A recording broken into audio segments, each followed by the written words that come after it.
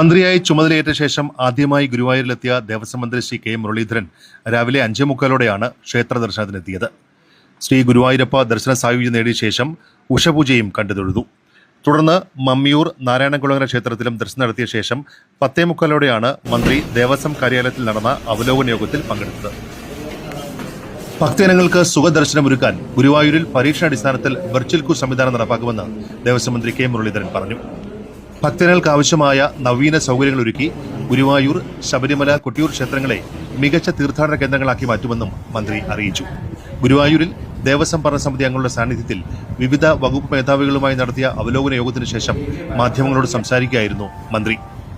ദർശനത്തിനുള്ള ഈ Q system എങ്ങനെ ഒഴിവാക്കാമെന്നുള്ളതിനെ കുറിച്ചാണ്.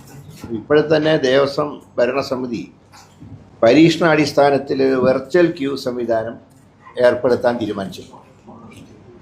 അത് എത്രയും പെട്ടെന്ന് തന്നെ അതിൻ്റെ നടപടിക്രമങ്ങൾ ആരംഭിക്കുന്നതാണ്.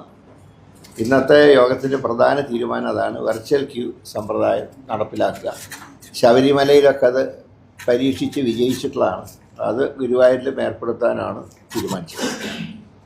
പിന്നെയുള്ളത് ഈ ഗുരുവായൂരിൻ്റെ വികസനമാണ്. പലപ്പോഴും പല മാസ്റ്റർ പ്ലാനുകൾ ഉണ്ടാക്കിയിരുന്നെങ്കിലും അതൊന്നും ഫലവത്തായിരുന്നില്ല. പക്ഷേ ഈ ഭരണസമിതി ഇത് സംബന്ധിച്ചൊരു മാസ്റ്റർ പ്ലാൻ തയ്യാറാക്കുന്നു.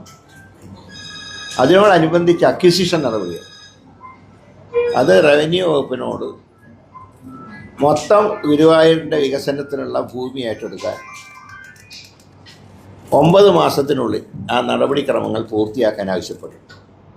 അവർ 6 മാസം കൊണ്ട് പൂർത്തിയാക്കാമെന്ന് പറഞ്ഞു. പക്ഷേ ഞങ്ങൾ പറഞ്ഞു 9 മാസത്തിനുള്ളിൽ നിങ്ങൾ പൂർത്തിയാക്കിയിരിക്കണം.